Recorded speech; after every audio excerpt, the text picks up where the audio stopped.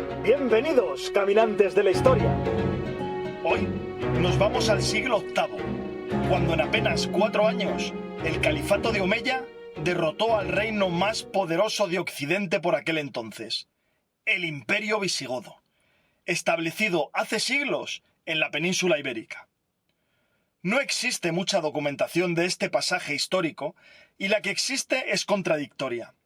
Aquí, la realidad se mezcla con la leyenda, pero intentaremos explicar cómo pudo suceder tal abrumadora conquista y cuál fue la chispa que encendió la reconquista cuando ya todo parecía perdido.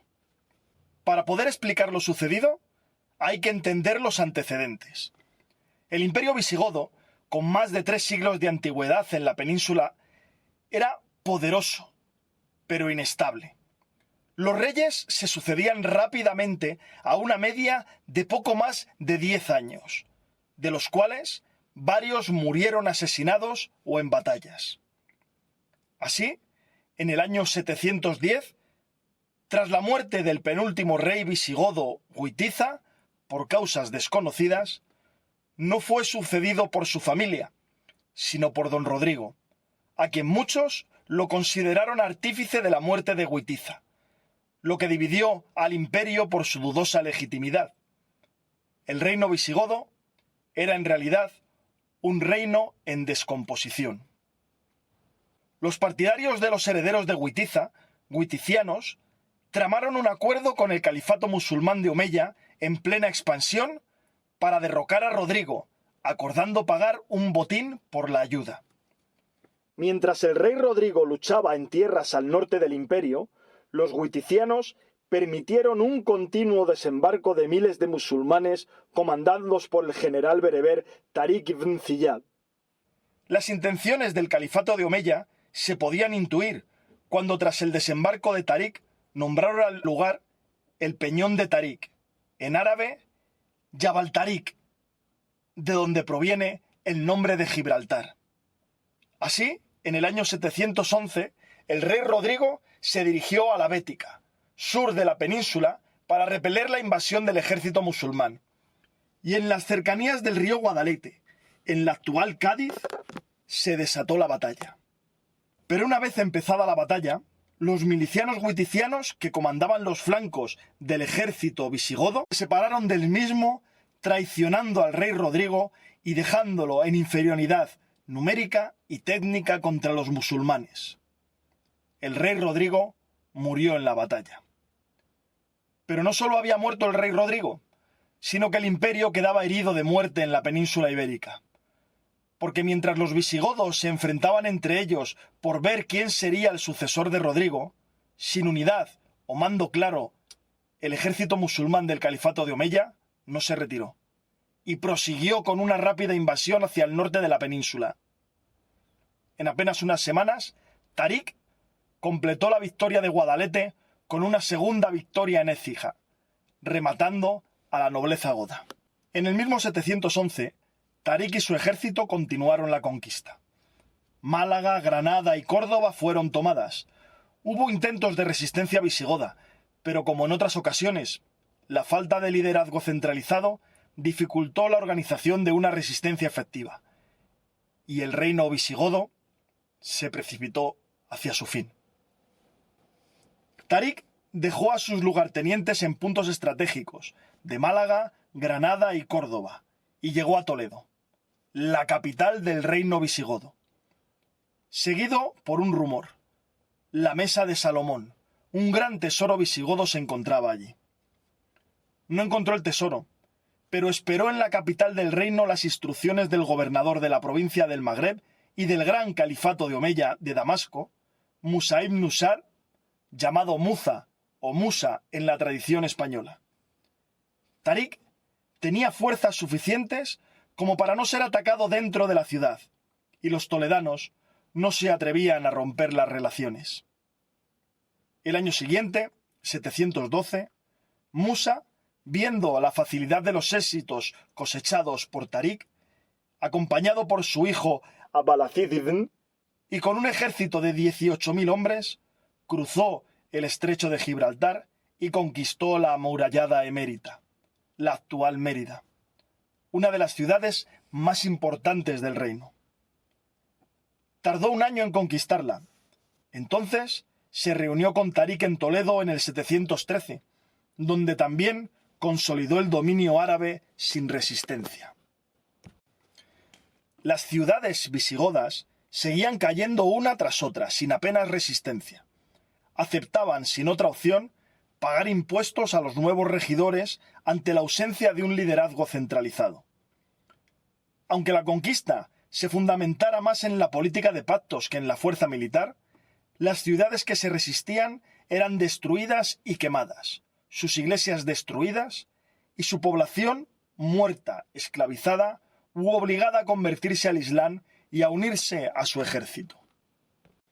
La población bereber se comenzaba a establecer en la península con Tarik o después de él, atraídos por las perspectivas de enriquecimiento que abría la nueva conquista, estableciendo el Al-Ándalus.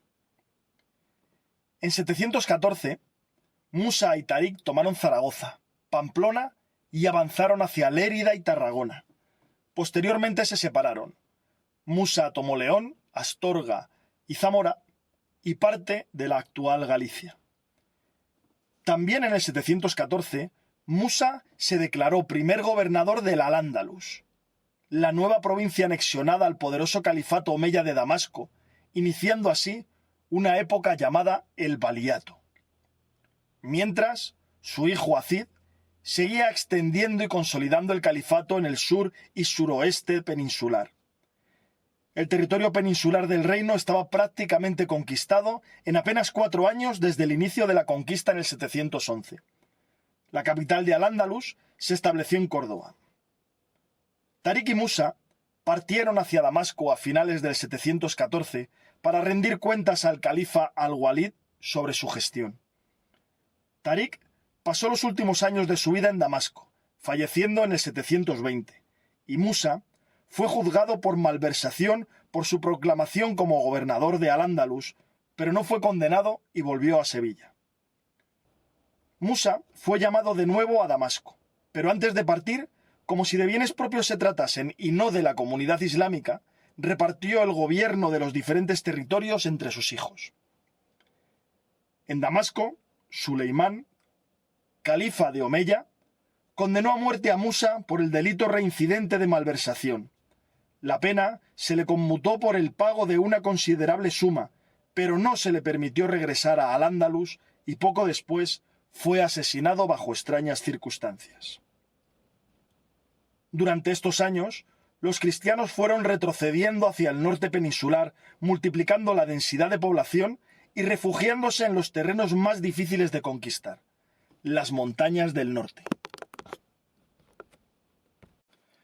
Cuando la conquista de la península se daba por hecha y ya avanzando más allá de los Pirineos, los conquistadores musulmanes, dispuestos a dominar las montañas astures, encontraron una inesperada resistencia. Un reducto de cristianos refugiados que combatían a los invasores musulmanes con pequeñas emboscadas.